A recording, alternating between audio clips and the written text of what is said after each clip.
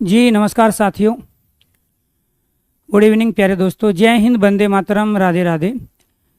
परसों आपका एग्ज़ाम है और आज एक बड़ी मैराथन है जिसमें से हम 100 क्वेश्चनों की यहाँ प्रैक्टिस करेंगे और अलग अलग टॉपिक जितने भी हिंदी पेडागोजी के हैं उन सब की प्रैक्टिस करना पेपर देने से पहले बहुत ज़्यादा ज़रूरी है। और साथ के साथ प्यारे दोस्तों, इन्हीं 100 क्वेश्चनों से 15 के 15 क्वेश्चन मिलेंगे। ये PDF आपके पास रहेगी और साथ के साथ पेपर भी आप 20 तारीख को अपने पास लेके आओगे। तो दोबारा से चर्चा करेंगे उन तमाम चीज़ों की जो आपको पेपर से एक दिन या 2 दिन पहले पढ़ाया गया। आगे भी कंटिन्यू में क्लास लूँगा। दोबारा एक क्लास और होगी आपकी, वो रणनीति से रिलेटेड होगी कि OMR शीट को पे आपको किन चीज़ों का ध्यान विशेष रूप से रखना है, टाइमिंग मैनेजमेंट कैसे करनी है, तो उन सब चीज़ों पे चर्चा करेंगे आज थोड़ा लेट शाम को, करीब 10:30 बजे के आसपास। लेकिन अब ये क्लास जो होगी करीब 1 से 1.5 घंटे की क्लास होगी जिसमें हम बेहतरीन हिंदी पेडागोजी के 100 क्वेश्चन करेंगे जिसमें से 15 के 15 क्वेश्चन आपको पेपर में मिलेंगे। आज का पहला क्वेश्चन है, सरस्वती का ध्यान करके और थंब वगैरह देखें। प्यारे दोस्तों, कंटिन्यू चीज़ों को करते हैं, थोड़ा सा स्पीड ज़्यादा रखेंगे ताकि हम पेपर में हिंदी वाले जो पर्सन है खासकर कम से कम समय में हम बहुत अच्छे तरीके से उसको कर पाए।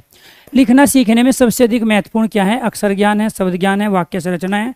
राइट आंसर है अर्थ की अभिव्यक्ति। तो लिखना सीखने के लिए किसकी ज़रूरत है? हमें अर्थ की अभिव्यक्ति की जरूरत है। जब तक अर्थ की अभिव्यक्ति नहीं होगी तो जब हम लिखेंगे हमारे पास शब्द ही नहीं होंगे तो हम लिखेंगे क्या? तो लिखना किस पे डिपेंड है? विचार पे। और विचार थॉट किस पे डिपेंड है? अर्थ की अभिव्यक्ति पे। तो राइट आंसर हो गया आपका पहले का डी। भाषा सीखने सिखाने की प्रक्रिया में सबसे कम महत्वपूर्ण क्या है? भाषा की पाठ्य पुस्तक है, भाषा आकलन ये जरूरी है, भाषा शिक्षण की पद्धति मैटर करती है, भाषा का परिवेश सबसे ज़्यादा मैटर करता है। लेकिन पाठ्य पुस्तक एक साधन के रूप में होती है जिसके बिना भी बच्चों को भाषा सिखाई जा सकती है।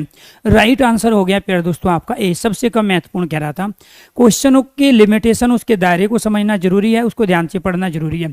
समग्र भाषा पद्धति पर आधारित कक्षा क्या है?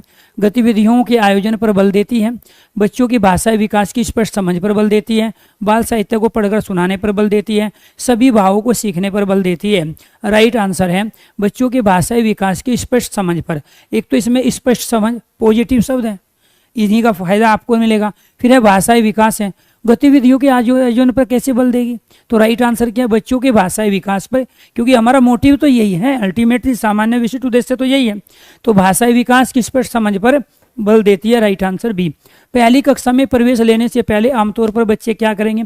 पठन लेखन में दक्ष होते हैं, स्व अभिव्यक्ति जानते हैं, भाषा के व्याकरण नियम जानते हैं, बिल्कुल नहीं जानते, तुतलाकर बोलते हैं। 1-2 बच्चा होता है, सारे नहीं होते, हमें तो सब पे लेना है। तो स्व अभिव्यक्ति जानते हैं अर्थात वो अपने को प्रेजेंट कर सकते हैं, अपनी जो प्रीवियस नॉलेज है, पहले से जो ज्ञान है उसको प्रस्तुत करने में वो सक्षम रहते हैं। बेशक वो नया ज्ञान को थोड़ा सा सीखने में कहीं ना कहीं गलतियां करते हो, लेकिन जो उसने सीख लिया उसको वो अच्छे से प्रेजेंट कर पाते हैं। Right answer B. प्राथमिक स्तर पर बच्चों की भाषाई क्षमताओं का विकास करने का अर्थ क्या है? प्राइमरी लेवल पर भाषाई क्षमता का विकास करना है तो क्या नहीं आता? अर्थ है भाषाई संरचनाओं पर अधिकार करना, भाषा प्रयोग की कुशलता पर अधिकार, भाषा अनुकरण की कुशलता पर अधिकार, या फिर भाषाई नियमों पर अधिकार। देखो, भाषा प्रयोग की कुशलता पर अधिकार तो करेगा वो 6 to 8 वाला बच्चा, लेकिन अनुकरण जो है ना, भाषा का जो अनुकरण है, जो भी हमने पढ़ाया है, जैसे हमने गाया उस तरह से करेगा। और ये आपको ध्यान रखना, बहुत सारे बच्चे भाषा प्रयोग करके आए थे, आंसर की चेंज हुई थी, तो आया बाद में भी आंसर यही रहा था ऑब्जेक्शन डालने पे, क्योंकि ये 6 to 8 के लिए, वो प्राइमरी लेवल पे पूछ रहा है। तो भाषा प्रयोग की कुशलता पर अधिकार तो 6 to 8 में करेगा बच्चा जाके, लेकिन यहाँ क्या है? भाषा अनुकरण की कुशलता पर अधिकार 1 to 5 में, यही भाषाई क्षमता है। राइट आंसर हो गया आपका सी। हिंदी की कक्षा में प्राय हिंदीतर भाषी बच्चे, हिंदीतर कौन से? इंग्लिश है, उर्दू, अरबी, फारसी, पंजाबी, मराठी, गुजराती सब। तो हिंदी की कक्षा में प्राय हिंदी के अलावा दूसरी भाषा हिंदीतर भाषी बच्चे हिंदी सीखने में कठिनाई का सामना करते हैं। क्यों? वे मन लगाकर हिंदी नहीं सीखते हैं? नहीं। हिंदी सीखने के प्रति उनमें रुचि है? ये भी नहीं। हिंदी बहुत कठिन भाषा है? नहीं है। प्राय हिंदी और उनकी मातृभाषा की संरचनाओं में अंतर होता है।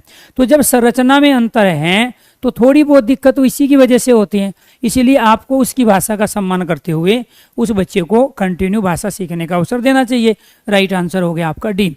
बहुभाषिक एवं बहुसांस्कृतिक कक्षा में, बहुभाषिक और बहुसांस्कृतिक कक्षा में बच्चों को मातृभाषा का प्रयोग वर्जित होना चाहिए। वर्जित करोगे तो दिक्कत।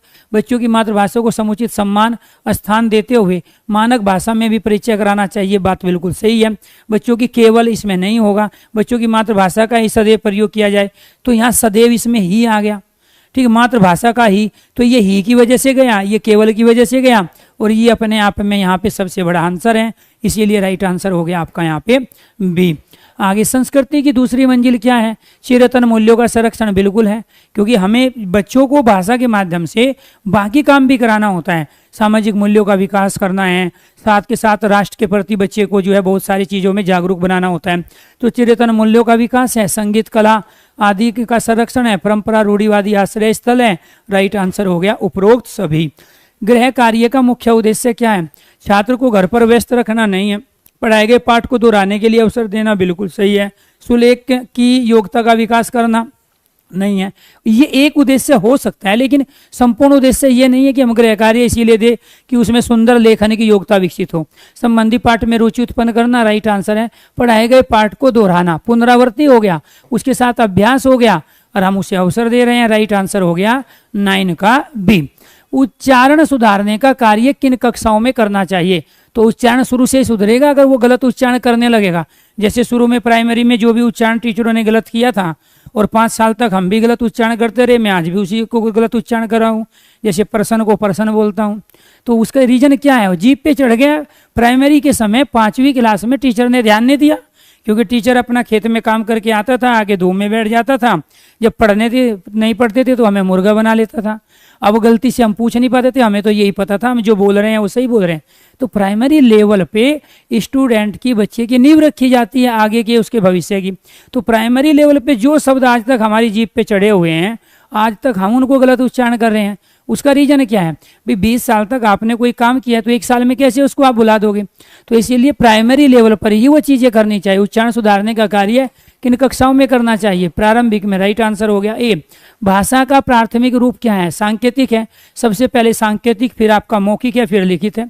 तो भाषा को सबसे पहले सांकेतिक रूप से चिन्हों में, मान के चलो ए सिखाना है उसको, तो वो ए कैसे सीखेगा? ऐसे ऐसे सीखेगा वो, ये सांकेतिक रूप है। वो पेंसिल चलाएगा ना इस पे, फिर वो इसको ए बना लेगा ऐसे पेंसिल चला के, ये वाला। एक सांकेतिक बाद में भी जिसमें भाव भंगिमाओं का प्रदर्शन होता है बॉडी लैंग्वेज इंप्रेशन के माध्यम से। तो भाषा का प्राथमिक संकेत क्या है अपने आप में? ठीक, पहला सांकेतिक है, इसके बाद में फिर मौखिक होता है, राइट आंसर हो गया ए। फिर लिखित है। बच्चों में पठन संस्कृति का विकास करने के लिए क्या अनिवार्य है? पठन संस्कृति का विकास है तो बच्चे से पाठ पढ़वाओ, बाल साहित्य का अवसर दो, पढ़ने का, बच्चों के मुखर वाचन करने का अभ्यास, बाल साहित्य पढ़ने हेतु प्रेरणा, वर्तनी विन्यास का अभ्यास, पठित सामग्री का लेखन। अब पठन की संस्कृति विकसित करनी है तो लेखन करके क्या फायदा होगा? तो पठन कौशल का विकास तो तभी होगा ना जब वो बाल साहित्य पढ़े, क्लास के जो चैप्टर्स है वो खड़े होके पढ़े। तो राइट आंसर हो गया आपका यहाँ पे बी।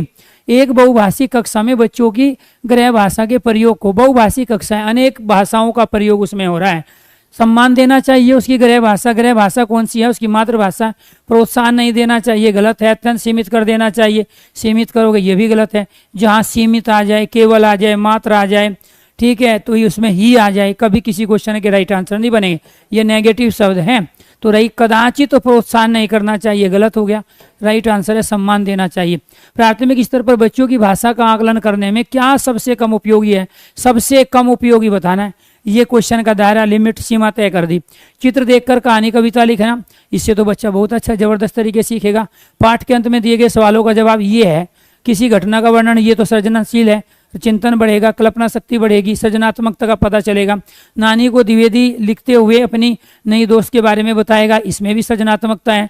जहाँ तर्क, चिंतन, कल्पना, सृजनात्मकता का विकास हो रहा हो वो बेस्ट होता है, सबसे कम उपयोगी होगा। पाठ के अंत में दिए गए सवालों के जवाब रटे रटाए होंगे, राइट आंसर हो गया बी। मातृभाषा में शिक्षा से क्या होगा? कक्षा में पढ़ाई में सुविधा होगी, शिक्षार्थियों की अधिकाधिक भागीदारी होगी, बेहतर परिणाम निकलेंगे, राइट आंसर उपयुक्त सभी सारे ही होंगे। मातृभाषा में शिक्षा दोगे, पढ़ाई में सुविधा है, अधिक से अधिक पर बच्चे अपना इंटरेस्ट दिखाएंगे, बेहतर परिणाम निकलेंगे, राइट आंसर हो गया डी है। विद्यालय आने से पूर्व बच्चों के पास क्या है? व्याकरण की समझ बिल्कुल नहीं होती, थोड़ी बहुत तो होती है, ठीक है।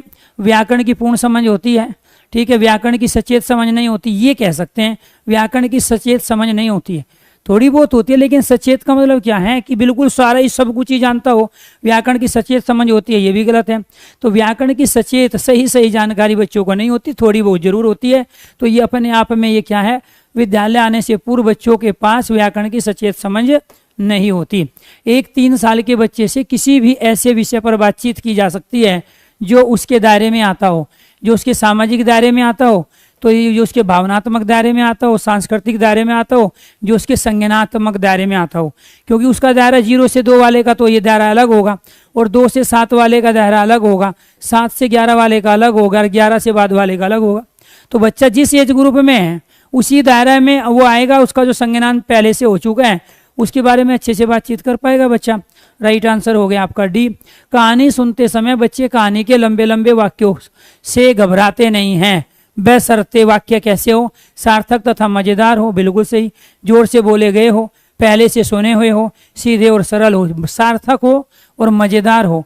जब सार्थक होंगे बच्चों को लगेगा कि मेरे जीवन से संबंधित है, जो मैं पहले से टीवी पे देख चुका हूँ, जिसके बारे में सुन चुका हूँ, उसी तरह की चीज़ है, और फिर उसको मजा आए तो अपने आप भी वो बड़े बड़े सेंटेंस, सामासिक पदों वाले वाक्य भी अच्छे से वो करने लगता है। 18 का राइट आंसर हो गया ए। प्राथमिक स्तर पर भाषा शिक्षण में बाल साहित्य का प्रयोग किए जाने के पक्ष में सर्वाधिक ठोस तर्क क्या है? तो हम बाल साहित्य का प्रयोग करते हैं, उसके पीछे सबसे बड़ा लॉजिक पूछ रहा है, क्या है? इसका प्रयोग बच्चों के भाषा अनुभव को विस्तृत करते हैं। यह पाठ्य पुस्तक से बेहतर होता है, यह पढ़ाना पुस्तक से बेहतर है, इन्हें पढ़ाने में शिक्षक को मजा आता है। राइट आंसर है इनका प्रयोग बच्चों के भाषा अनुभव को विस्तृत करता है, अर्थात उसको थोड़ा और विस्तार दे देता है। किताबों से जो उसको हेल्प मिली उसके अलावा आपने अलग एक एक्टिविटी के रूप में बाल साहित्य कराया। राइट आंसर 19 का ए। बच्चे अपनी बोलचाल की भाषा का अनुभव करते हैं। कैसे अनुभव करते हैं? समाज परिवार से प्राप्त, बिल्कुल। विद्यालय से प्राप्त, थोड़ा बहुत रखते हैं, उपरोक्त में से कोई नहीं। बच्चे अपनी बोलचाल की भाषा का अनुभव समाज परिवार से प्राप्त करते हैं, क्योंकि बच्चा तो पहले घर पे ही रहता है, तो घर पे पहली टीचर उसकी माता है, उसके बाद में उसके परिवार के सारे मेंबर हैं। स्कूल में तो बच्चा जा ही रहा है 3 साल के बाद, NCF तो हमें कह रहा है कि 5 साल में पहली क्लास में जाएगा, तो प्ले स्कूल में भी जाएगा तो कम से कम वो 3 साल का होगा। तो 3 साल से पहले तो बहुत सारे कुछ बोला है, बहुत सारा उसने सुना है। राइट आंसर हो गया आपका ए। पढ़ने की संस्कृति के विकास के क्रम में पठन को प्रोत्साहित किए जाने की आवश्यकता है। तो पठन को प्रोत्साहित कैसे करेंगे? व्यक्तिगत रूप में सहस्वर, मौन या सामूहिक, प्रत्येक बच्चे को लेंगे, उसमें ध्यान रखेंगे, क्योंकि बहुत सारे बच्चों के अंदर झिझक होती है, वो नहीं कर पाते उस काम को। तो राइट आंसर है व्यक्ति, यानी कि इंडिविजुअली, प्रत्येक बच्चे तक उसके पठन कौशल का विकास करेंगे। दृष्टिबाधित बच्चों को भाषा सिखाते समय क्या ध्यान रखना है? उन्हें कक्षा में अलग बैठाएंगे तो समावेशी शिक्षा का उल्लंघन हो जाएगा। उन्हें विभिन्न भाषाई गतिविधियों में शामिल नहीं करेंगे, गलत कह रहे हैं। कम पाठों वाली, कम पाठ से यहाँ भला नहीं होगा। अधिक से अधिक, ये हुई, अधिक से अधिक मौखिक भाषा का प्रयोग करेंगे, क्योंकि दिखाई नहीं दे रहा है, सुन पूरा रहे हैं। तो जब सुनाई पूरा दे रहा है तो मौखिक भाषा का प्रयोग करो। राइट आंसर हो गया आपका यहाँ पे डी। बच्चों की मौखिक अभिव्यक्ति का विकास करने के लिए सबसे कम प्रभावी पूछ रहा है। व्याकरण आधारित संरचना अभ्यास, अपने अनुभवों का वर्णन, बातचीत करना, संवाद आएगी। तो व्याकरण से यहाँ पर मौखिक अभिव्यक्ति का विकास थोड़ा ही होगा, तो व्याकरण आधारित संरचना का अभ्यास कराएंगे तो उससे मौखिक अभिव्यक्ति सबसे कम असर यही डालेगा। तो 23 का राइट आंसर हो गया प्यारे दोस्तों ए। निम्नलिखित में से मौखिक अभिव्यक्ति का रूप बताइए। क्या है मौखिक अभिव्यक्ति? शुद्ध वर्तनी है, मौखिक अभिव्यक्ति सुलेख है, श्रुतलेख है, आशु भाषण। तो मौखिक अभिव्यक्ति में आशु भाषण आता है। आशु भाषण उसे कहते हैं जहां तुरंत टॉपिक दिया जाता है। आदमी को चुपचाप बुला लिया पहले स्टेज पे, और उसको पता ही नहीं है कि माला फैलाने के लिए बुलाया है, अवार्ड देने के लिए, और उसको कहते हैं कि इस टॉपिक पे अभी जो है हमारे महोदय जी चर्चा करेंगे। हम महोदय को आ गया पसीना तुरंत, क्यों? क्योंकि उसको एकदम आंसू भाषण करना है। तो जहां अचानक एक टॉपिक दिया जाए किसी इंसान को और उस पर तुरंत बोलने के लिए कहा जाए, उसको कहते हैं आंसू भाषण। राइट आंसर हो गया आपका 24 का डी। प्रमुख भाषाई कौशल के अंतर्गत इनमें से कौन एक नहीं आता है? तो भाषा कौशल के अंदर कौन नहीं आता? सुनना है, बोलना है, लिखना है। हंसना नहीं आता है, हंसना एक इमोशंस है, संवेग है, ठीक है, वो भी पॉजिटिव है। राइट आंसर हो गया आपका सी। बच्चों की मौखिक भाषा का सतत आकलन करने का तरीका। मौखिक भाषा का आकलन करना है, प्रश्नों को, क्वेश्चनों को छोटा बनाना सीख लो। मौखिक भाषा का आकलन पूछ रहा है। सबसे बेहतर तरीका शब्द पढ़वाना, प्रश्नों के उत्तर पूछना, विभिन्न संदर्भों में बातचीत। इसमें आ गया विभिन्न, तो जब विभिन्न दे दिया तो सब कुछ आ गया। अलग अलग व्यक्तिगत भिन्नता पे भी ध्यान रख रहा है, साथ के साथ हर लेवल पे काम कर रहा है, बाल केंद्रित भी रहेगा, समावेशी शिक्षा का पालन भी करेगा, तो इसके साथ NCF का भी ध्यान रखेगा और NEP का भी ध्यान रखेगा। तो ये विभिन्न संदर्भ का मतलब ही यही हो गया कि हम सबका साथ, सबका विकास पे काम कर रहे हैं। हम चाइल्ड सेंटर हैं, ठीक है, हम जो नेशनल करिकुलम फ्रेमवर्क है उसके अनुसार काम कर रहे हैं। राइट आंसर हो गया सी। पढ़ने का प्रारंभ क्या है? वर्णमाला से होना चाहिए, कहानियों से होना चाहिए, कविताएं से होना चाहिए, अर्थपूर्ण सामग्री से होना चाहिए। तो पढ़ने का प्रारंभ अर्थपूर्ण सामग्री से होना चाहिए, ये मैटर करता है। राइट आंसर हो गया डी। बालकों को लिखना सीखने से पहले यह आवश्यक है। तो लिखना सीखने से पहले क्या आवश्यक है? अक्षर सिखाना, बाराखड़ी सिखाना, लेखन संबंधी जिज्ञासा उत्पन्न करना, उनको क्रियाशील बनाना। तो लिखना तो तब सीखेगा ना बच्चा जब उसको जिज्ञासा करोगे। छोटा बच्चा आप पीट भी नहीं सकते, धमका भी नहीं सकते, जबरदस्ती काम ले भी नहीं सकते, उसको अपने पास बैठा के लंबे समय तक रख भी नहीं सकते। तो पहले तो उसमें जिज्ञासा उत्पन्न करो ताकि बच्चा सेल्फ मोटिवेट हो। तो राइट आंसर क्या है? लेखन संबंधी जिज्ञासा उत्पन्न करोगे तब करोगे उसको एक्टिवेट। उसके बाद आएगा अक्षर सिखाना, बाराखड़ी सिखाना। राइट आंसर हो गया सी। बच्चों के लेखन कौशल का मूल्यांकन करने के लिए कौन सी विधि बेहतर हो सकती है? लेखन कौशल का इवैल्यूएशन करना है, मूल्यांकन। अपने अनुभवों को लिखना, श्रुत लेख लिखना, पाठ आधारित प्रश्नों के उत्तर लिखना है तो गलत है। सुंदर लेख लिखना, अपने अनुभव। जब अपने अनुभव को लिखेगा तो शब्दावली बच्चे की खुद की होगी, अपने खुद के विचार होंगे, खुद के थॉट होंगे। और जब बच्चा अपनी शब्दावली में किसी चीज की प्रस्तुतिकरण करता है तो वो अपने आप में लेखन कौशल का सबसे बेहतरीन विकसित रूप माना जाता है। Right answer A. बच्चे सामाजिक अंतःक्रिया से भाषा सीखते हैं, यह विचार किसका है? तो सामाजिक अंतःक्रिया का सिद्धांत किसने दिया था? वाइगोस्की ने। तो राइट आंसर क्या है? वाइगोस्की। तो यहाँ जीन पियाजे क्या कह रहे हैं? संज्ञानात्मक विकास की बात कर रहे हैं। बच्चे एज के आधार पे भाषा को सीखते हैं। इसके साथ स्किनर क्या कह रहे हैं? बच्चे अनुकरण के आधार पे भाषा सीखते हैं। क्रिया प्रसूत अनुबंधन सिद्धांत दिया इन्होंने। तो राइट आंसर क्या? वाइगोस्की, सामाजिक अंतःक्रिया। राइट आंसर हो गया आपका डी। बच्चे अपनी जन्मजात भाषा अर्जन क्षमता के सारे परिवेश में मौजूद भाषा अर्जित करते हैं, यह कथन किसे महत्व नहीं देता? तो ये तो कहा था चॉम्स्की ने, बच्चे अपनी जन्मजात क्षमता से भाषा अर्जन की क्षमता के सारे परिवेश से भाषा जो अर्जित कर लेते हैं। कथन तो था ये चॉम्स्की का, लेकिन यहाँ ये पूछा गया है कि यह कथन किसे महत्व नहीं देता है। तो किसे महत्व नहीं देता? समर्थ भाषा परिवेश को देता है, भाषा नियमों में परिवर्तन को देता है, भाषा नियम में विस्तार को देता है, भाषा अनुकरण को नहीं देता। भाषा अनुकरण का तो स्किनर ने कहा। तो ये जो कथन है ये तो स्किनर का है। तो जब स्किनर का कथन है, ये तीनों कथन जो है ये चॉम्स्की के द्वारा कहे गए। इसी में उन्होंने बहुभाषिक की बात की है, इसी में उन्होंने परिवेश की भी बात की है। तो राइट आंसर क्या हो गया आपका? भाषा अनुकरण को महत्व ये नहीं देता है। Right answer D. पहली कक्षा में पढ़ने वाली रोशनी लिखते समय अपनी मातृभाषा के शब्दों का प्रयोग कर रही है। भाषा शिक्षक के रूप में आप क्या करेंगे? मातृभाषा वाले शब्दों पर लाल घेरा लगाएंगे? बिल्कुल नहीं लगाएंगे। मातृभाषा वाले शब्दों का हिंदी अनुवाद लिख देंगे? अनुवाद भी नहीं लिखेंगे। मातृभाषा वाले शब्दों को स्वीकार करेंगे? बिल्कुल करेंगे, सम्मान भी करेंगे। उसका भी करेंगे, किसका? रोशनी का भी। और रोशनी जो भाषा प्रयोग कर रही है उसका भी। एक दो बार तो शबाशी भी देना पड़ेगा, गुड भी देना पड़ेगा, वेरी गुड भी देना पड़ेगा, 2-4 स्टार भी देना पड़ेगा, 1-2 टॉफी भी देनी पड़ेगी। ठीक है, क्यों? क्योंकि जो रोशनी है अगर उसके लिए हम काम नहीं करेंगे तो फिर हम सामान्य आदमी घोषित हो जाएंगे, टीचर नहीं। इसीलिए राइट आंसर है मातृभाषा वाले शब्दों को स्वीकार करेंगे। ठीक है, रोशनी के खिलाफ नहीं जाएंगे। अगर हमारी जिंदगी में जो है अंधेरा हो जाएगा अगर रोशनी के खिलाफ चले गए। राइट आंसर हो गया सी। प्राथमिक स्तर पर बच्चों को भाषा विकास सर्वाधिक रूप से निर्भर करता है। भाषा का विकास सर्वाधिक रूप से निर्भर करेगा भाषा के कठोर आकलन पर, कठोर नहीं, भाषा की पाठ्य पुस्तक पर, समर्थ भाषाई परिवेश पर, भाषा की व्याकरणिक जानकारी का कोई ज्यादा रोल नहीं, पाठ्य पुस्तक का कोई रोल नहीं है। भाषा को बिना पाठ्य पुस्तक के भी सिखाया जा सकता है। और तमाम जब स्कूल नहीं थे क्या जो है भाषा का अर्जन के माध्यम से लोगों ने कम्युनिकेशन स्किल डेवलप नहीं किया था। तो भाषा परिवेश राइट आंसर हो गया आपका यहाँ सी। प्राथमिक स्तर पर भाषा शिक्षण का उद्देश्य क्या है? विषय सामग्री के माध्यम से केवल कठिन शब्द नहीं होगा, दूसरे के विचारों के शब्दस्य दोहराना, केवल शब्दस्य दोहराना और मात्र शब्द। ठीक है, इसके बाद यहाँ पे पठन के द्वारा ज्ञानार्जन व आनंद प्राप्ति में समर्थ बनाना। ये हुई बात। पठन के द्वारा एक तो ज्ञानार्जन हो रहा है, अचीवमेंट उपलब्धि हासिल कर रहे हैं, आनंद की प्राप्ति है, जहां मजा आ जाए टीचर को भी बच्चे को भी, उससे बेहतरीन कोई एटमॉस्फेयर हो ही नहीं सकता। Right answer C. भाषाई ज्ञान का मूल्यांकन होता है इवैल्यूएशन। मात्र लिखित परीक्षा से मात्र मुझे पढ़ने की जरूरत ही नहीं, लिखित और मौखिक दोनों परीक्षाओं के माध्यम से राइट आंसर हो गया आपका यहाँ पे सी। भाषाई सापेक्षता के संबंध में प्रचलित व्याख्या की दृष्टि से सही है। भाषाई सापेक्षता क्या है? भाषा पर विचारों पर बहुत गहरा प्रभाव नहीं पड़ता है। ठीक है, भाषा विचारों को प्रभावित नहीं करती है, भाषा बहुत हद तक विचारों को प्रभावित करती है।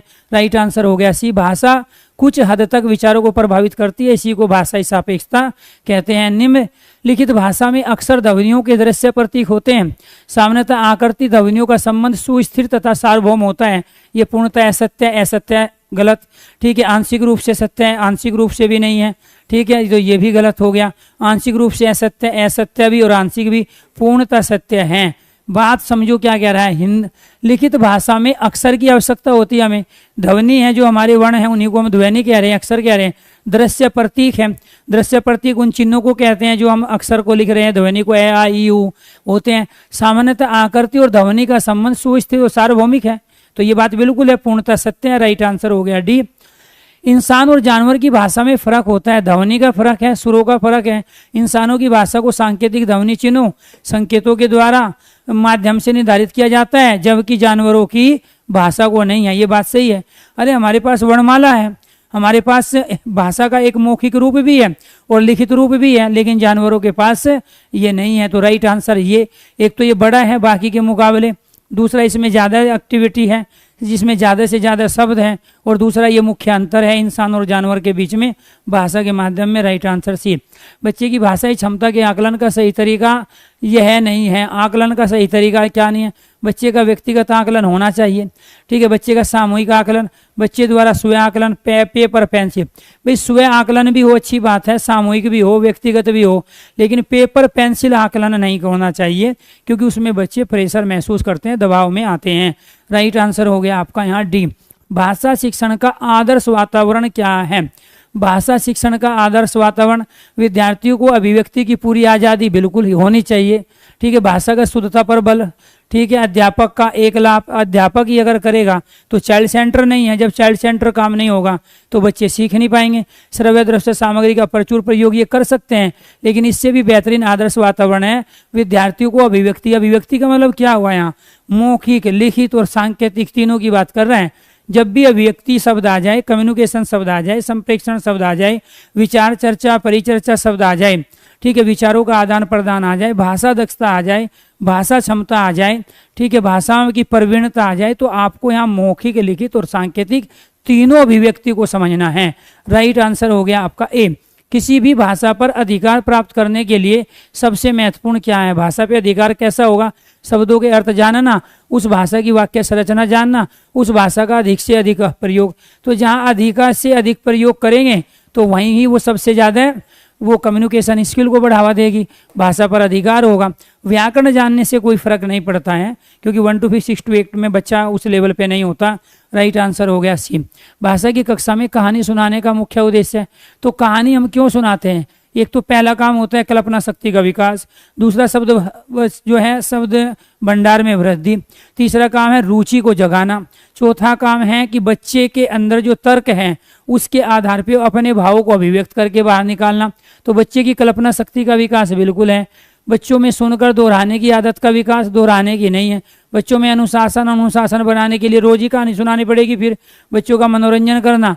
राइट आंसर है कल्पना शक्ति का विकास। Right answer A. एक भाषा शिक्षक के रूप में सबसे बड़ी चुनौती, बच्चों को भाषा सीखने के महत्व से परिचित कराना नहीं, बच्चों को भाषा के संचार साधनों के प्रभाव से मुक्त करना। मुक्त नहीं करोगे, संचार माध्यमों से भी बच्चा भाषा को सीखता है। भाषा संसाधनों का अभाव, ये भी गलत है। बहुभाषी कक्षा में शिक्षण के लिए उचित रणनीति तय करना।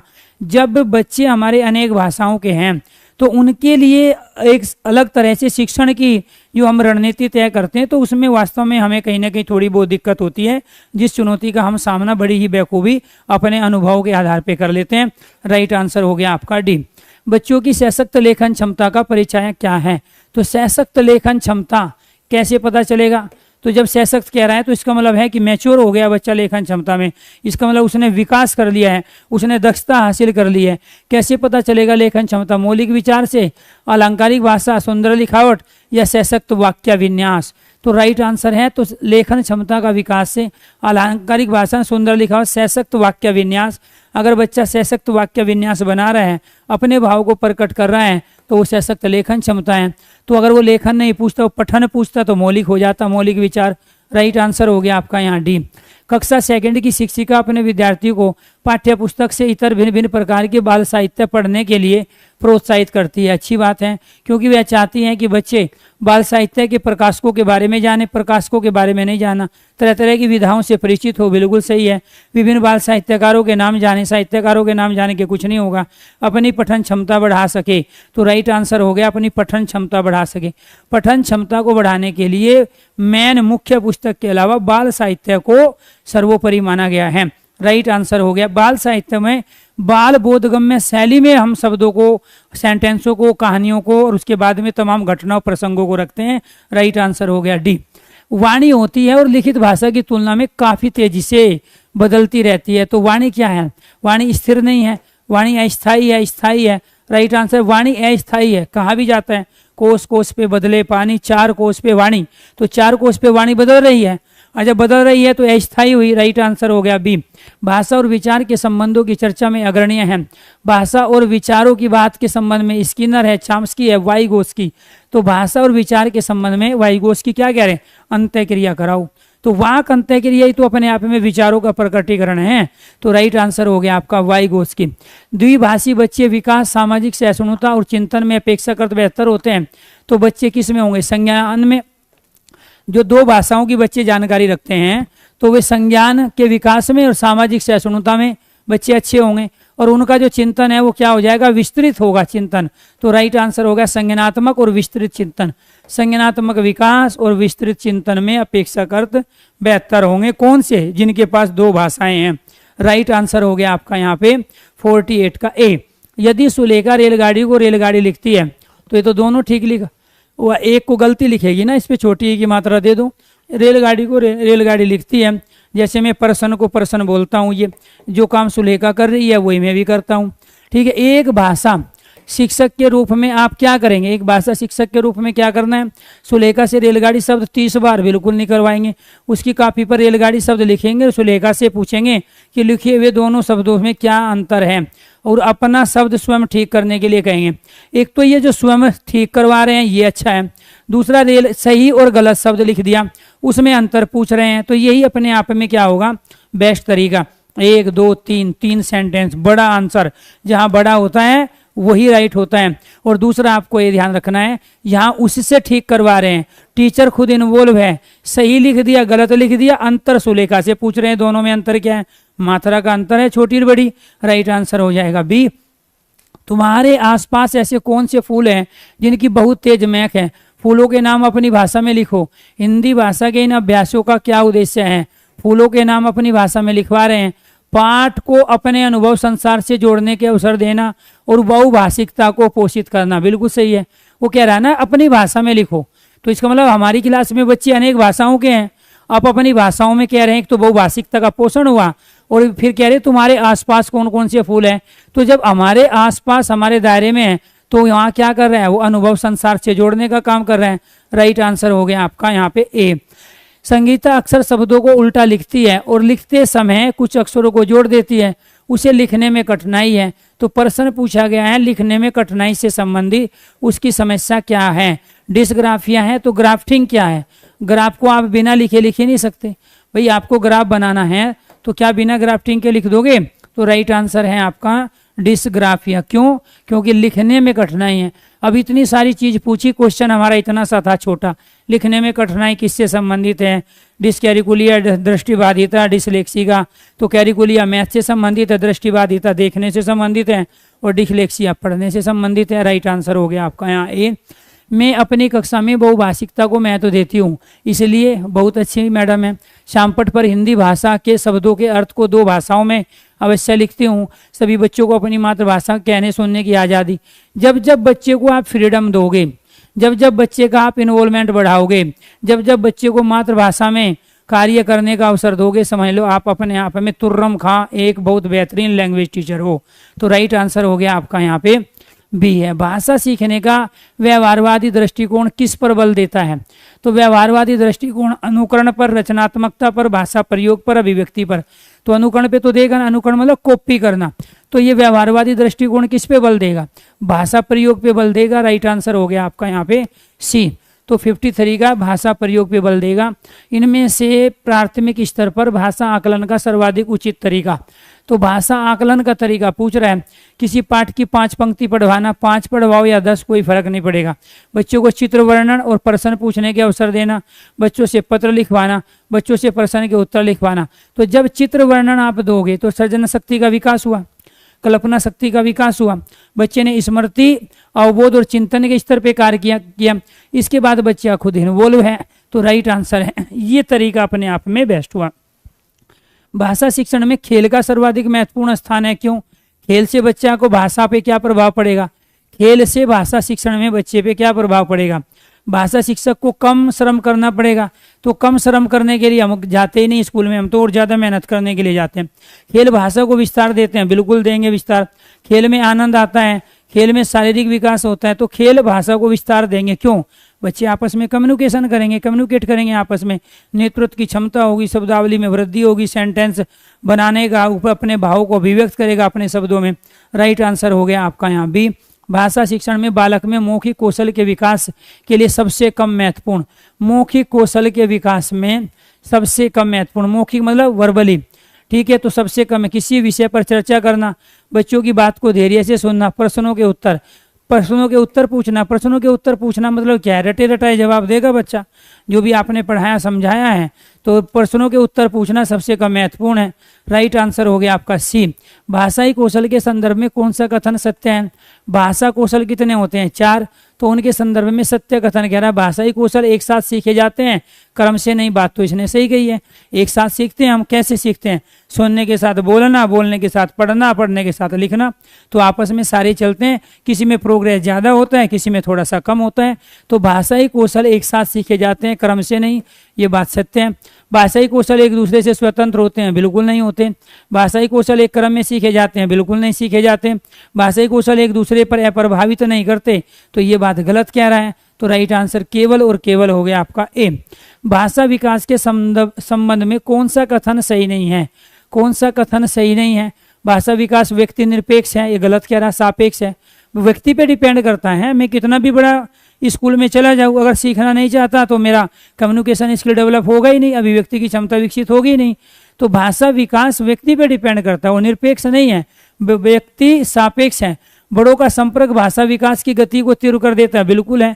जब हम बड़ों की बातों को सुनेंगे, सुनने कौशल का विकास होगा, उसके बाद में फिर कहीं ना कहीं वहाँ से शब्दावली में वृद्धि भी होगी। अपनी बॉडी लैंग्वेज के माध्यम से बड़े किस तरीके से शब्दों सेंटेंसों को प्रयुक्त करते हैं वो भी हम सीखेंगे, अनुकरण करेंगे, कॉपी करेंगे। भाषा विकास व्यक्ति सापेक्ष है, ये बात बिल्कुल सही है। प्रारंभिक भाषाई परिवेश की समृद्धता भाषाई विकास में सहायक होती है। तो कोई भी परिवेश है भाषा विकास में सहायक करेगा ही। किसी भी विकास के लिए, अधिगम के लिए परिवेश की एक बड़ी भूमिका होती है। तो राइट आंसर क्या हो गया आपका? यहाँ ये हो गया, भाषाई विकास व्यक्ति निरपेक्ष है, ये सही कथन नहीं है। आगे, भाषा शून्य से विकसित नहीं होती, इसका शैक्षिक नियतार्थ है भाषा सीखने के लिए अनिवार्य है। तो भाषा शून्य से नहीं है, भाषा के लिए कुछ ना कुछ तो करना पड़ेगा। भाषा शून्य का मतलब ये हुआ भाषा अपने आप विकसित हो जाती है, ऐसा नहीं होता है। पारिवारिक संवाद है, सामाजिक अंतःक्रिया है, विद्यालय पढ़ाई लिखाई है, भाषा प्रयोगशाला है। तो भाषा शून्य से विकसित नहीं होती, इसलिए अंतःक्रिया करानी पड़ेगी, सामाजिक अंतःक्रिया। राइट आंसर हो गया 59 का यहाँ पे बी है। प्राथमिक स्तर पर भाषा शिक्षण का उद्देश्य है बच्चों को व्याकरण नियम को कंठस्थ कराना, बिल्कुल नहीं होगा। अक्षरों की बनावट के प्रति सचेत करना, बिल्कुल होगा। ठीक है, सहज अभिव्यक्ति का अवसर देना, अब इससे भी बड़ा ये हो गया।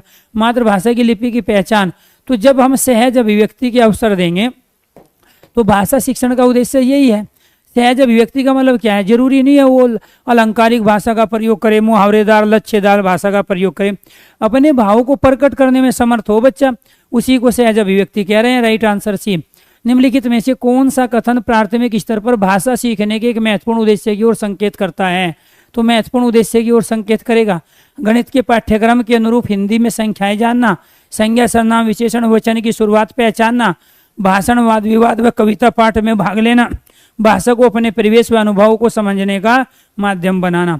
भाषा को अपने परिवेश, अनुभव, इसमें एक तो शब्द आ गया अनुभव, दूसरा आ गया समझने की बात, तीसरा आ गया इसमें परिवेश। ये अपने आप में पॉजिटिव शब्द होते हैं।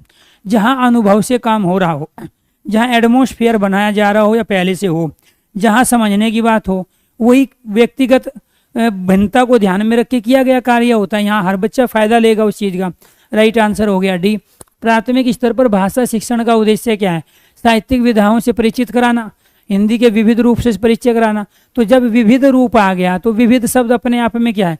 विभिन्न अवसर, विविध रूप, वैविध्यपूर्ण वातावरण, अलग अलग ढंग, जहां भी आ जाए किसी भी प्रश्न का राइट आंसर। क्योंकि आपने एक चीज को नहीं देखा कि अब तक जितने भी प्रश्न थे वो 4 चीजों को बता रहे थे। भाषा का विकास कैसे होगा, ठीक है, अभिव्यक्ति कम्युनिकेशन स्किल डेवलप कैसे होगा, भाषा के कौशल को कैसे विकसित किया जाएगा, वह भाषा का अधिगम कैसे होगा, शिक्षक को क्या करना है क्या नहीं करना, बच्चे क्या कर सकते हैं और क्या नहीं कर सकते। यही 5 क्वेश्चन थे सारे के सारे। इन 5 क्वेश्चन के लिए 4 अलग अलग एक्टिविटी दे रहा है, सबका ही मायने वही था। तो प्राथमिक स्तर पर भाषा शिक्षण का उद्देश्य विविध रूपों से परिचित कराना, ठीक है। तो राइट आंसर यहाँ कुशल वक्ता बनना, कुशल लेखक। तो जैसे आप लोग ध्यान पेपर के अनुसार ना पढ़ के विद्वान साहित्यकार के अनुकूल पढ़ाई करते हो तो वही फिर बच्चे के साथ हो जाएगा। तो न तो उसको लेखक बनाना न वक्ता बनाना। जैसे मैं आपको विद्वान नहीं बना रहा हूँ, सरकारी टीचर बना रहा हूँ, तो सरकारी टीचर के लिए तो हमें उतना ही पढ़ना चाहिए ना जितनी डायरेक्शन हमें दी गई है सिलेबस के अनुसार। तो राइट आंसर हो गया आपका यहाँ पे बी। भाषा शिक्षक को स्वयं अपनी भाषा प्रयोग की क्षमता को बढ़ाना चाहिए। तो भाषा प्रयोग की क्षमता को बढ़ाना चाहिए भाषा शिक्षक को स्वयं। वह भाषा का शिक्षक है इसलिए विद्यालय को निर्देश करे, इससे वह दूसरों को प्रभाव डाल सकेगा। उसका भाषा प्रयोग कक्षा में भाषा वातावरण का निर्माण करता है। भाषा प्रयोग कक्षा में भाषा वातावरण निर्माण करता है, इसलिए भाषा प्रयोग की क्षमता को बढ़ाना चाहिए। भाषा प्रयोग की क्षमता का मतलब क्या हुआ? बहुत सारे बच्चे ये डायरेक्शन गलत करते हैं। तो भाषा प्रयोग की क्षमता का मतलब हो गया कि मौखिक रूप से हमारा जो हम शब्द बोलते हैं, सेंटेंस बोलते हैं, उसमें क्लियरिटी होनी चाहिए और आवाज लास्ट कोने में बैठे हुए बच्चे तक पहुंचनी चाहिए। मौखिक भाव भंगिमाओं का प्रदर्शन, बॉडी लैंग्वेज का प्रदर्शन, जैसे शब्द निकाल रहे हैं अगर वो करुण से रस से संबंधित है तो चेहरे पे इस तरह का भाव होना चाहिए। अगर हंसी है तो स्माइल होनी चाहिए। कई बार हम कह तो रहे हैं हंसी की चीज, स्माइल है नहीं तो उसका कोई फायदा नहीं है। तो यहाँ जब वो बात करता है भाषा प्रयोग की क्षमता का, तो वो सांकेतिक, मौखिक और लिखित तीनों अभिव्यक्ति की बात एक साथ कर रहा होता है। राइट आंसर हो गया डी। भाषा के कौशल हैं क्या? सुनना, बोलना, पढ़ना, लिखना। यही भाषा के कौशल है, सुनना, बोलना, पढ़ना और लिखना। राइट आंसर हो गया आपका यहाँ पे। और यही सीक्वेंस है, सुनने के साथ बोलना, बोलने के साथ पढ़ना, पढ़ने के साथ लिखना जुड़ा हुआ है। तो ये आपको ध्यान रखना है प्यारे दोस्तों। तो यहाँ पे सुनना और पढ़ना अपने आप में आधारभूत कौशल माने जाते हैं। ये दोनों बहुत ज़्यादा जरूरी है, ठीक है। तो राइट आंसर हो गया आपके यहाँ चारों, ठीक है। सुनना कौशल में शामिल है, तो यहाँ पे आपको ध्यान रखना सुनना कौशल में शामिल है। दूसरों की बात सुनने में रुचि, धैर्य और प्रतिक्रिया बिल्कुल है। प्रश्नों को ध्यानपूर्वक सुनने की क्षमता का विवरण, तो विवरण नहीं है। शांतिपूर्ण सुनना, ये भी जरूरी नहीं है। प्रतिक्रिया भी कर सकते हो आप, कुछ वो डाउट भी पूछ सकते हो। सुने हुए शब्दों की केवल पुनरावृत्ति, ये तो नहीं होगा। एक तो पुनरावृत्ति करने का कोई फायदा नहीं है बार बार, ठीक है। तो ये भी नेगेटिव ही माना जाता है। इसकी जगह अभ्यास हो तो ज़्यादा अच्छा, केवल का प्रयोग है तो होगा ही नहीं। राइट आंसर है दूसरों की बातें सुनने में रुचि होनी चाहिए, पेशेंस होना चाहिए और उस पर प्रतिक्रिया दें, तभी आपका सुनने का कौशल विकसित होगा। मौखिक कुशलता में शामिल है तत्सम शब्दों के प्रयोग की कुशलता। तत्सम शब्द मतलब संस्कृत के शब्दों की, ऐसा नहीं है। तीव्र गति से बोलने की ज़्यादा जरूरी नहीं है, तीव्र गति से बोलते समय दृष्टांतों का प्रयोग करना, ये भी जरूरी नहीं है कि आप दृष्टांतों, उदाहरण का प्रयोग कर रहे हो। दृष्टांत का मतलब क्या है? जैसे गाय देखी आपने, अब मैं बताना चाह रहा हूँ कि गाय के समान नील गाय होती है, तो दृष्टांत हो गया। विभिन्न प्रकार की औपचारिक अनौपचारिक चर्चाएं, तो औपचारिक कौन सी? विद्यालय में। अनौपचारिक कौन सी? घर परिवार समाज में। औपचारिक अनौपचारिक चर्चाओं में बेझिझक बोलने की कुशलता। एक तो हो गया विभिन्न प्रकार, तो जहां विभिन्न प्रकार आ जाएगा आंखें बंद, राइट आंसर हो जाएगा। जहां औपचारिक अनौपचारिक दोनों में बच्चा इन्वॉल्व हो रहा हो तो वो अपने आप में क्या है? किसी भी प्रश्न का राइट आंसर बनेगा, चाहे ऊपर कुछ भी पूछा गया हो। भाषा कौशलों के संबंध में कौन सा कथन सही है? भाषा कौशलों के संबंध में भाषा कौशल परस्पर अंतर संबंधित होते हैं, बिल्कुल। भाषा कौशल परस्पर अंतर संबंधित नहीं होते, गलत। भाषा कौशल एक दूसरे पर प्रभाव नहीं डालते, गलत। भाषा कौशल स्तरानुसार सीखे जाते हैं, ऐसा नहीं है, सारे एक साथ सीखे जा सकते हैं। राइट आंसर हो गया 67 का ए। बच्चों के भाषा विकास के लिए निम्नलिखित में से किसकी अनुशंसा सिफारिश सर्वोत्तम होगी? बच्चों के भाषा विकास में निम्नलिखित में किसकी सिफारिश जरूरी है? ऐसा अध्यापक जो भाषा के नियमों की समग्र जानकारी, जरूरी नहीं है कि भाषा के नियमों की जानकारी हो तभी हम अच्छे टीचर होंगे, ठीक है। बच्चे तक चीज़ें पहुंचनी चाहिए 100%। घर पर ऐसा परिवेश जहां मानक भाषा बोली जाती है, तो घर का दोष थोड़ा ही निकाल देंगे अगर बच्चा नहीं सीख रहा है, तो हमारा सिस्टम फेल होगा। घर तथा पास पड़ोस ऐसा परिवेश जहाँ बोलने सुनने के बहुत से अवसर सुलभ हो, ये हो सकता है। ऐसे अभिभावक जो तरह तरह की श्रव्य सीडी लाकर सुनाते हो, राइट आंसर ये। क्यों? क्योंकि बड़ा आंसर है, एक तो बड़ा है इसलिए, दूसरा घर, पास पड़ोस, समाज, ऐसा परिवेश, यहाँ परिवेश भी है, पास पड़ोस भी है, घर भी है, कुछ छोड़ा ही नहीं है, बोलने और सुनने के अवसर दे रहे हैं, तो अपने आप में राइट आंसर हो गया सी। ठीक है, सुनना बोलना कौशलों के विकास के लिए सर्वोत्तम विधि कौन सी हो सकती है? सुनना बोलना, कविता याद कर कर बुलवाना, कक्षा में कुछ बच्चों द्वारा पाठ के अनुच्छेद पढ़कर सुनाना, अंत्याक्षरी गतिविधि का आयोजन करना, कहानी कहना और उस पर बच्चों की प्रतिक्रिया जानना। कहानी कहना और उस पर बच्चों की प्रतिक्रिया जानना, टीचर और बच्चे दोनों इन्वॉल्व, बच्चे की कल्पना शक्ति, तर्क शक्ति इन्वॉल्व, बच्चे के लेवल पे काम, बच्चे की एज, बच्चे की कक्षा को ध्यान में रख के, बच्चे की रुचि को ध्यान में रख के काम हो रहा है, इसीलिए बेस्ट एक्टिविटी यही होगी। प्राथमिक स्तर पर आधारभूत कौशल क्या है? पढ़ना और लिखना, सुनना और बोलना। राइट आंसर है सुनना और बोलना। बिना सुने आपको ध्यान रखना, बाकी कौशल विकसित हो ही नहीं सकते। तो आधारभूत कौशल की बात कर रहा है, ये जरूरी है। ठीक है, जिन पर नींव खड़ी होती है। आधारभूत कौशल का मतलब क्या हुआ? आधार मतलब जिस पर बेस तैयार होता है किसी चीज का, तो इसी पे तो बेस तैयार होगा। राइट आंसर हो गया आपका बी। प्राथमिक स्तर पर हिंदी भाषा सिखाने का सर्वोपरि उद्देश्य क्या है? भाषा के कठिन बातों को सरलता से समझाना, भाषा के मानक स्वरूप को पूर्णतः आत्मसात करना, भाषा के व्याकरण नियमों को आत्मसात करना, ये तो बिल्कुल नहीं है। भाषा के विभिन्न प्रयोग, ये आ गया। जब विभिन्न प्रयोग आ गया, किसी भी क्वेश्चन का राइट आंसर बनेगा। राइट आंसर हो गया भाषा के विभिन्न प्रयोगों की क्षमता का विकास करना। अब विभिन्न प्रयोग क्या है? वो हर तरह से आ गया। मौखिक, सांकेतिक, रोल प्ले में बच्चा अभिनय करेगा तो भाव भंगिमाओं का प्रदर्शन भी करेगा। प्राथमिक स्तर पर कौन सा भाषा शिक्षण का उद्देश्य नहीं है? प्राइमरी लेवल पर स्पष्टता व आत्मविश्वास के साथ अपनी बात कहना, वर्णमाला के क्रम को कंठस्थ करना, तो जब कंठस्थ की बात आ जाएगी ये गलत।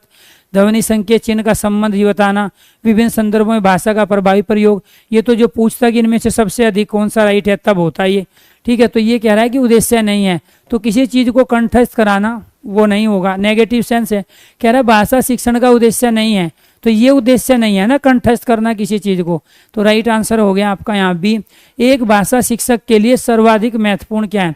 भाषा का आकलन करना, बच्चों को भाषा प्रयोग के अवसर, तो यहाँ भाषा प्रयोग दे दिया, यहाँ अवसर भी दे रहे हो, अपने आप में यही सबसे ज्यादा बेस्ट हो गया।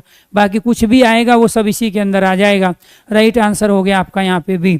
भाषा स्वयं में क्या है? एक नियमबद्ध व्यवस्था है, सही है। एक जटिल चुनौती है, गलत है। एक विषय मात्र है, गलत है। संप्रेक्षण एक मात्र, मात्र एक मात्र, जटिल चुनौती, चुनौती हो सकती है लेकिन जटिल नहीं कहेंगे। ठीक है, टीचर तो सक्षम है हर चीज में। ठीक है, राइट आंसर है भाषा स्वयं एक नियमबद्ध व्यवस्था है। भाषा का प्रयोग क्या है? केवल मुद्रित सामग्री, केवल आ गया। जीवन के विभिन्न संदर्भ आ गया, तो ये अब कुछ देखना ही नहीं है, केवल आ गया, केवल आ गया, तो ये केवल केवल से गायब हो गया। ठीक है, तो केवल करके तो व्यक्तिगत भिन्नता का जो है आप ध्यान ही नहीं रखोगे, समावेशी शिक्षा का उल्लंघन हो जाएगा। सबका साथ, सबका विकास, ठीक है, बच्चों का, बच्चों के लिए, बच्चों के द्वारा वर्क होगा, तभी तो बच्चे का भाषा का अधिगम और विकास होगा, कम्युनिकेशन स्किल विकसित होगा, बच्चे के अंदर भाषा के कौशल विकसित होंगे। और जब आप केवल एक ही चीज में इन्वॉल्व रखोगे बच्चे को, तो बच्चा नहीं सीख पाएगा कुछ भी। तो विभिन्न संदर्भों में प्रयोग करना है, राइट आंसर हो गया आपका भी। भाषा की पाठ्य पुस्तकें क्या है? साध्य है, लक्ष्य तो नहीं है, साधन है। भाषा सीखने का एकमात्र, गलत है। अभ्यास परक होना चाहिए, साधन है। पाठ्य पुस्तक एक साधन है, इस साधन की जगह कोई दूसरा साधन भी आप प्रयोग कर सकते हो, ये जरूरी नहीं है बच्चे किताब लाए तभी आप वहाँ पे लैंग्वेज की जो है टीचिंग कर पाओ। टीचर के पास बहुत सारी चीज़ें, रचनात्मकता भी बच्चे के अंदर लानी होती है, तो उसको वहाँ उस दिन जो है दूसरी चीज़ रहेगी आप सिखा सकते हो। राइट आंसर हो गया डी। निम्नलिखित में से कौन सा भाषा शिक्षण का उद्देश्य है? निजी अनुभवों के आधार पर भाषा का सृजनशील प्रयोग, बिल्कुल है। निजी अनुभवों के आधार पर सृजनशील प्रयोग है, ये कह रहा उद्देश्य है। भाषा सीखते समय त्रुटियां बिल्कुल न करना, त्रुटियां तो होगी, बिल्कुल न करना, गलत। भाषा की बारीकी, सौंदर्य बोध को सही रूप से समझने की क्षमता को प्रोत्साहित करना, ये अब इससे भी ज्यादा हो गया।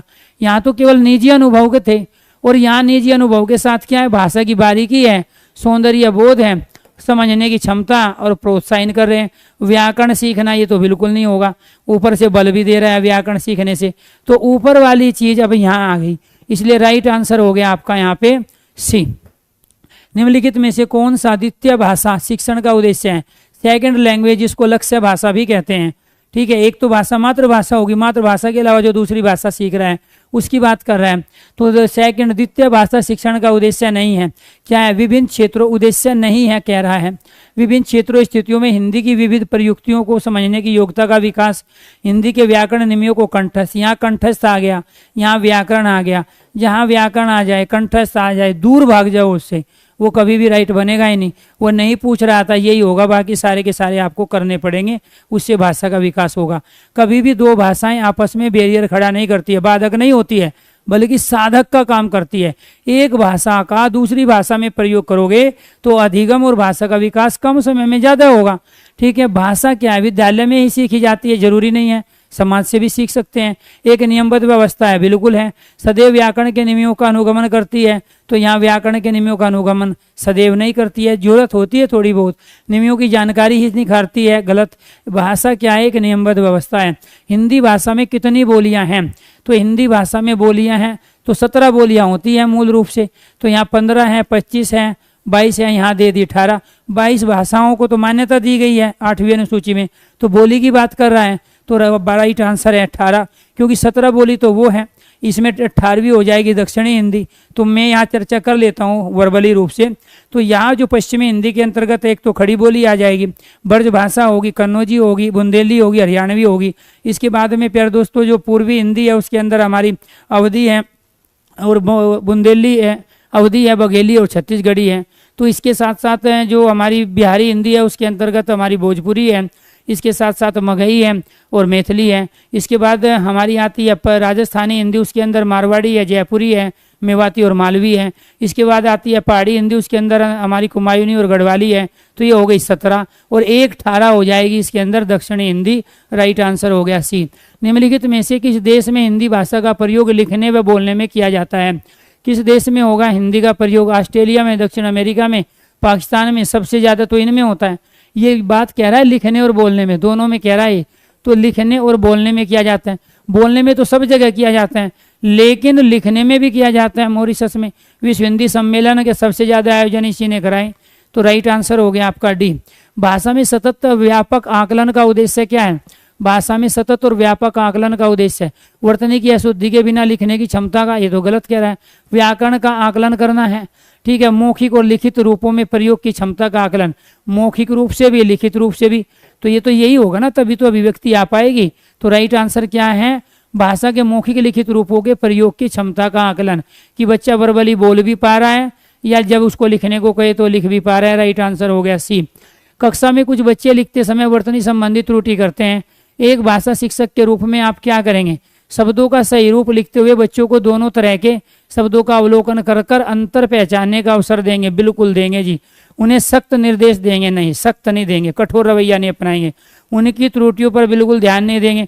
अगर त्रुटियों पर ध्यान नहीं देंगे तो गलत कहें, आप टीचर ही नहीं हो। उनसे शब्दों की 20 बार लिखने से कुछ नहीं होगा। राइट आंसर ये एक तो बड़ा आंसर है, ज़्यादा शब्द है, ज़्यादा एक्टिविटी है, इसलिए राइट है। दूसरा खुद है, शब्दों का सही रूप लिखेंगे, बच्चों को दोनों तरह के शब्दों का अवलोकन करने को देंगे, क्योंकि वर्तनी से संबंधित त्रुटि कर रहे हैं, पहचानेंगे दोनों में अंतर क्या है। राइट आंसर हो गया आपका ए। चलो जी, राइट आंसर हो गया ए 84। पढ़ना सीखने की प्रक्रिया में किसकी भूमिका सर्वाधिक महत्वपूर्ण है? क्वेश्चन का दायरा है, लिमिटेशन है, पढ़ना सीखने की बात कर रहे हैं, ठीक है। बाल साहित्य का सार्थक प्रयोग, जब पढ़ने से संबंधित इससे बढ़िया कोई एक्टिविटी नहीं होगी। पाठ्य पुस्तक की, परीक्षणों की तो आवश्यकता ही नहीं है। भाषा प्रयोग में तो उच्चारण की शुद्धता के लिए हम करते हैं कि ताकि बच्चा शीशे के सामने खड़ा होकर देखे कि वो बॉडी लैंग्वेज का प्रयोग कैसे कर रहा है, इसलिए भाषा प्रयोग में बच्चे को ले जाते हैं भाषा प्रयोगशाला में। इसके साथ साथ उसकी ऑडियो और वीडियो रिकॉर्डिंग करते हैं, फिर बच्चे को सुनाते हैं, देख किस तरह से तू पढ़ता है। तो वो होता है भाषा प्रयोगशाला में। पढ़ने के लिए बाल साहित्य। प्राथमिक स्तर पर एक भाषा शिक्षक में सर्वाधिक अपेक्षित क्या है? बच्चों को मानक भाषा का प्रयोग करना सिखाना, कक्षा और कक्षा के बाहर बच्चों की भाषा प्रयोग के लिए प्रोत्साहित करना, बिल्कुल। बच्चों की निरंतर परीक्षाएं लेना, नहीं। पाठ्य पुस्तक में दी गई सभी कहानियां कविताओं को कंठस्थ करना, बिल्कुल भी नहीं। राइट आंसर क्या हो गया? एक तो ये सबसे बड़ा है, ठीक है। ऊपर से कक्षा और कक्षा के बाहर, ठीक है, कक्षा और कक्षा के बाहर विद्यालय की चीज़ों को घर से जोड़ना, समाज को विद्यालय से जोड़ना, बच्चे के दैनिक जीवन से जोड़ना, भाषा प्रयोग को के लिए प्रोत्साहित करना, उसको अवसर देना। राइट आंसर 85 का बी। भाषा सीखने सिखाने के संदर्भ में निम्नलिखित में से कौन सा कथन सही है? तो बच्चे स्कूल आकर ही भाषा सीखते हैं? नहीं, घर पे भी सीखते हैं। बच्चे अपने परिवार से ही भाषा सीखते हैं। इसमें ही आ गया। और मैं कह रहा था जहाँ ही आ जाए, मात्र आ जाए, केवल आ जाए, सीमित आ जाए, एक मात्र आ जाए, कभी भी राइट आंसर नहीं बनेंगे। ही आ जाए, मात्र आ जाए, केवल आ जाए, एक मात्र आ जाए, सिर्फ आ जाए, सिवा आ जाए, तो फिर ध्यान रखना है तेरे सिवा वाला जो गाना है वो अप्लाई कर देना है, वो राइट आंसर नहीं बनेगा। बच्चे स्कूल में मानक भाषा का ही प्रयोग करते हैं, ठीक है, ये भी गलत है। ही बच्चे स्कूल आने से पूर्व भाषाई पूंजी से लैस होते हैं। राइट आंसर हो गया आपका यहाँ पे डी। प्राथमिक स्तर पर भाषा सिखाने की सर्वश्रेष्ठ विधि कौन सी है? भाषा सिखाने की सर्वश्रेष्ठ विधि बच्चों को कहानी सुनाना, ठीक है, बच्चों को पाठ्यपुस्तक पर आधारित वीडियो कार्यक्रम है, ठीक है। भाषा सिखाने की सर्वश्रेष्ठ विधि बच्चों को भाषा प्रयोग करने के विविध अवसर, अनेक अवसर, अलग अलग प्लेटफार्म मुहैया कराना, भाषा का प्रयोग कराना, बच्चों को साथ में लेना, इससे गजब परफॉर्मेंस कुछ हो ही नहीं सकती। राइट आंसर हो गया आपका सी। कक्षा 1 और 2 के शुरुआती समय में पढ़ने का प्रारंभ से हो और किसके लिए हो? एक तो उद्देश्यपूर्ण हो जो भी हो, और अर्थ के लिए हो। तो अर्थ के लिए हो, ये कह रहा है पढ़ने का प्रारंभ अर्थ के साथ हो, बिना अर्थ को जाने। सहस्वर वाचन भी करेंगे तो उसमें अर्थ ग्रहण करना कंपलसरी है। तो बच्चा 3 तरीके से, एक तो सहस्वर वाचन करता है, एक मौन वाचन और एक द्रुत वाचन। तो सहस्वर वाचन में क्या करेगा बच्चा? अर्थ को ग्रहण करते हुए पढ़ेगा। तो अर्थ और किसी उद्देश्य के लिए हो। राइट आंसर हो गया आपका यहाँ पे ए। भाषा कौशल के संबंध में कौन सा कथन सही है? भाषा कौशल अंतर संबंधित होते हैं, बिल्कुल। भाषा के सभी कौशल को नए सिरे से सीखने की आवश्यकता होती है, नए सिरे की जरूरत नहीं, जो सिरा है वो उसी से सीख लो। भाषा कौशल एक दूसरे से स्वतंत्र होते हैं, बिल्कुल नहीं होते। भाषा के चारों कौशल एक क्रम में सीखे जाते हैं, जरूरी नहीं है। चारों कौशल एक साथ भी सीखे जा सकते हैं। तो राइट आंसर है अंतर संबंधित होते हैं। सुनना, बोलना, पढ़ना, लिखना, सुनने के साथ बोलना, बोलने के साथ पढ़ना, पढ़ने के साथ लिखना। राइट आंसर 89 का ए। वाइगोस्की के विचारों पर आधारित कक्षा में सबसे अधिक बल दिया जाता है कविता दोहराने में, कहानी सुनने में, कार्यपत्रों पर, परस्पर अंतःक्रिया पर। राइट आंसर हो गया आपका डी। परस्पर अंतःक्रिया पर सबसे ज्यादा, यही तो सामाजिक अंतःक्रिया है, इसी को वाक अंतःक्रिया कहते हैं। तो वाक अंतःक्रिया का सिद्धांत, परस्पर अंतःक्रिया का सिद्धांत, सामाजिक अंतःक्रिया का सिद्धांत किसने दिया? वाइगोस्की ने। हमारी कक्षाओं में बच्चे भिन्न भिन्न भाषाई पृष्ठभूमि से आते हैं, अतः उनकी भाषाओं को भी कक्षा में सम्मान देना अनिवार्य है, जरूरी है। उनकी भाषाओं को सीखना तभी शिक्षार्थियों के लिए अनिवार्य है। उनकी भाषा को सबके लिए अनिवार्य नहीं करोगे। भाषा की पाठ्यपुस्तक में उनकी सभी भाषाओं के शब्द वाक्य होना अनिवार्य है। ऐसा नहीं है कि उनकी भाषा के शब्द पाठ्यपुस्तक में हों। उनकी सभी भाषाओं की जानकारी शिक्षक के लिए, शिक्षक भी धीरे धीरे सीख लेगा, लेकिन अनिवार्य नहीं कर सकते, क्योंकि शिक्षक जादूगर थोड़ा ही है। शिक्षक तो प्रबंधक है, राष्ट्र निर्माता है, पथ प्रदर्शक है, मित्र है, सहयोगी है और सुविधा प्रदाता है। तो इसीलिए उनकी भाषाओं को कक्षा में सम्मान देना अनिवार्य है। राइट आंसर हो गया आपका ए। कौन सा प्रश्न बच्चों की भाषा क्षमता का सही आकलन करेगा? आकलन करना है भाषा क्षमता का। लड़की ने किसके दाम नहीं बताए, लड़की टोकरी में क्या बेच रही थी, यदि तुम आम बेचोगे, यदि तुम आ गया ना तो बच्चा अपनी सृजनात्मकता का प्रयोग करेगा। यदि तुम आम बेचोगे तो उसके कितने दाम लोगे और क्यों? कितने दाम लोगे और क्यों? क्यों मतलब तर्क, चिंतन, कल्पना शक्ति। राइट आंसर, ठीक है। मुक्त अंत वाले प्रश्न, तो 92 का राइट आंसर सी। ये वाला प्रश्न गजब ढाएगा सबका जो है अधिगम और भाषा के विकास, अभिव्यक्ति की क्षमता, भाषा दक्षता, सबको ये अपने आप में पहचान के बाहर निकाल देगा। सतत एवं व्यापक मूल्यांकन का अर्थ बताइए क्या है? सभी विषयों का मूल्यांकन, शैक्षिक क्षेत्र का मूल्यांकन, शैक्षिक और सह शैक्षिक, यानी कि जो एकेडमिक होता है और इसके अलावा जो को एक्टिविटी हम कराते हैं उन दोनों के क्षेत्र का मूल्यांकन। राइट आंसर है 93 का सी है। निम्नलिखित में से कौन सा बच्चों का भाषाई क्षमता के आकलन का सबसे उचित तरीका है? आकलन का, भाषाई क्षमता आकलन का, बादल, आसमान, चिड़िया, बच्चे आदि संज्ञा शब्दों का प्रयोग करते हुए एक कहानी लिखिए। बिल्कुल है भाई, आपने दे दिया बच्चों को, थोड़ा हिंट दे दिया। जब भी बच्चों को आप हिंट देते हो, संकेत देते हो, तो वो किसी भी बड़ी से बड़ी समस्या का हल निकाल लेता है, वो प्रत्येक चुनौती का सामना कर लेता है। तो बादल, आसमान, चिड़िया, बच्चे आदि संज्ञा शब्दों का प्रयोग कर कहानी। संज्ञा की परिभाषा नहीं है, ये तो स्मृति के लेवल पे काम हुआ, ये चिंतन के स्तर पे हुआ। 3 लेवल पे काम होते हैं, एक स्मृति के लेवल पे, एक अवबोध के लेवल पे, एक चिंतन। ये चिंतन के लेवल पे काम कर रहा है, ये मेमोरी लेवल पर स्मृति पे। संज्ञा को परिभाषित कीजिए स्मृति लेवल। संज्ञा शब्दों को दो उदाहरण दीजिए। अवबोध, ये अवबोध है, जहां हम एग्जाम्पल देते हैं, क्रिया करते हैं अवबोध, और जहां प्रयोग करते हैं तो उसको कहते हैं चिंतन का स्तर। तो राइट आंसर, बच्चे को चिंतन के स्तर पे ही काम कराना है। एक प्राथमिक शिक्षक के रूप में आप सतत और व्यापक आकलन करते समय, सतत मतलब निरंतर कंटिन्यू, व्यापक मतलब विस्तृत रूप से, आकलन मतलब असेसमेंट करते समय किसे सर्वोपरि मानेंगे? कठिन शब्दों का श्रुतलेख, लिखित प्रश्न पत्र, पाठ से देखकर सुलेख लिखना, बच्चों द्वारा विभिन्न संदर्भों में भाषा का प्रयोग की क्षमता, भाषा प्रयोग क्षमता, विभिन्न संदर्भ, पॉजिटिव वर्ड। ठीक है, तो राइट आंसर क्या हो गया आपका यहाँ पे डी। हिंदी भाषा के सतत व्यापक मूल्यांकन के संदर्भ में कौन सा कथन उचित नहीं है? कौन सा उचित नहीं है? यह बच्चे के संदर्भ में ही मूल्यांकन करता है, यह बच्चों को उत्तीर्ण अनुत्तीर्ण श्रेणियों में विभाजित करने में विश्वास करता है, तो ये उचित नहीं है। जो उत्तीर्ण और अनुत्तीर्ण करे, हमारा काम है मूल्यांकन के पीछे कि बच्चे ने क्या सीख लिया, कितना सिखाना अभी बाकी है, बच्चे का लेवल क्या है, बच्चे की उपलब्धि क्या है, और कितना अभी हमें एफर्ट्स लगाने की आवश्यकता है। इसलिए हम मूल्यांकन करते हैं, इवैल्यूएशन करते हैं। उसको उत्तीर्ण अनुत्तीर्ण करना, ग्रेड देना, कम ज़्यादा नंबर देना, ये हमारा मोटिव कभी नहीं होता। इसीलिए राइट आंसर भी ही होगा। पाठ पढ़ने पढ़ाने के बाद किस तरह के सवाल बच्चों की समझ का मूल्यांकन करने में सहायक नहीं होते? पाठ पढ़ा दिया, अब किस तरह की जो हम सवाल जवाब बच्चे से करें जो सहायक नहीं होंगे? यदि तो वाले प्रश्न, ठीक है, पढ़े गए पाठ से जोड़े हुए अपने निजी अनुभवों में व्यक्त करेंगे, तो जहाँ निजी अनुभव व्यक्त करेंगे तो चिंतन का स्तर ये तो होंगे अच्छे। क्यों और कैसे, ये भी तर्क और वितर्क है। क्या शिक्षण मिलती है वाला प्रश्न ये भी है। लेकिन यदि तो वाले प्रश्न जो हैं सही मूल्यांकन बच्चे का पाठ पढ़ाने के बाद नहीं कर पाएंगे। राइट आंसर हो गया आपका 97 का ए। किस प्रकार का प्रश्न प्राथमिक बच्चों की भाषाई क्षमता का आकलन करने में सर्वाधिक सक्षम है? कहानी को दोहराएं, दोहराने से कुछ नहीं होगा। याद की गई कविता सुनाएं, किसी दृश्य का वर्णन कीजिए।